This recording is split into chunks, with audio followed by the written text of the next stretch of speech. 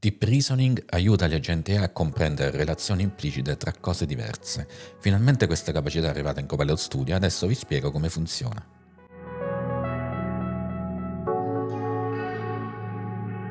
Gli animali bevono acqua e gli elefanti sono animali. Se te dico questa cosa, per te è facile dedurre che gli elefanti bevono acqua. Per un computer invece la cosa non è così scontata ed è qui che Deep Reasoning ci viene in aiuto. In questo video ti spiegherò che cosa si intende per Deep Reasoning nel contesto degli LLM, i cervelli degli agenti AI, e come utilizzare Deep Reasoning in Copilot Studio. Il Deep Reasoning si riferisce alla capacità dei modelli LLM di eseguire un ragionamento multistep, imitando il pensiero cognitivo umano. Proprio come un essere umano sarebbe in grado di collegare diversi punti e arrivare a una conclusione logica, il Deep Reasoning comprende le relazioni tra diverse fonti di conoscenza e genera conclusioni coerenti anche se non gli hai fornito abbastanza contesto. Deep Reasoning quindi dà agli agenti AI la capacità di risolvere problemi astratti. Esempio pratico: apriamo la Copilot Chat di Microsoft, quella gratuita, copilot.microsoft.com.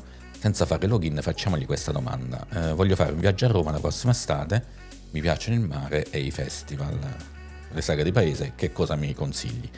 Come vedete mi risponde molto velocemente con un elenco di punti abbastanza preciso ma anche piuttosto breve, asettico, sia per le spiagge che per le sagre di paese. Rifacciamo adesso la stessa domanda, loggandoci col nostro account Microsoft. In questo caso si abilita il Deep Reasoning che si chiama Think Deeper qui in Copilot Chat. Rifacciamo la stessa domanda, vedete la risposta che è molto più ragionata, molto più articolata, sebbene ci metta molto più tempo, circa 20-30 secondi. Allora, vediamo come funziona il Deep Reasoning in Copilot Studio. Facciamo prima senza, quindi creiamo un nuovo agente, gli dico creami un course advisor basato sulle domande che l'utente farà e perimetrato sul contenuto del sito Microsoft Learn. Andiamo avanti, passiamo alla configurazione manuale. Adesso gli impostiamo il sito per la knowledge, che è questo qui, learn.microsoft.com. Lo impostiamo qui.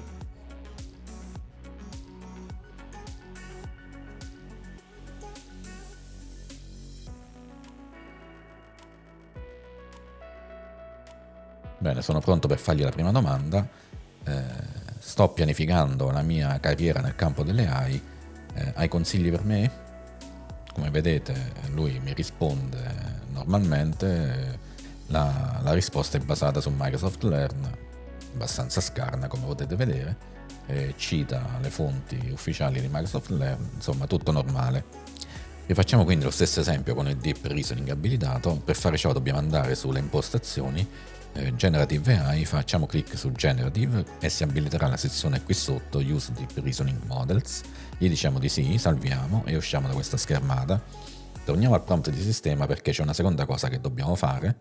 Il Deep Reasoning non si abilita automaticamente, bensì dobbiamo dirgli noi a Copilot Studio dove andarla ad applicare. Questo lo si fa includendo la parola chiave Use Reason nel prompt o in una specifica parte del prompt. Quindi ad esempio io aggiungerò qui Use Reason solo sul primo punto del prompt di sistema, cioè solo per farmi dare le raccomandazioni, mentre per tutti gli altri task agirà normalmente.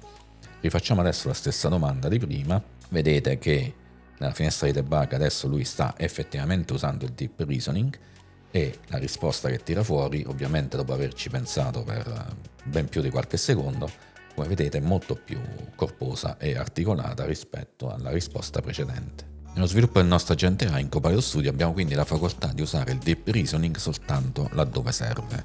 Dove serve e dove non serve quindi? Allora, Deep Reasoning ha un prezzo, come abbiamo visto, la risposta è molto più lenta da arrivare, quindi usiamolo solo quando c'è veramente bisogno di collegare insieme diverse parti di un contesto o di una knowledge, o se serve risolvere problemi matematici o in generale problemi astratti. In tutti gli altri casi prediligiamo la velocità di risposta e la sintesi.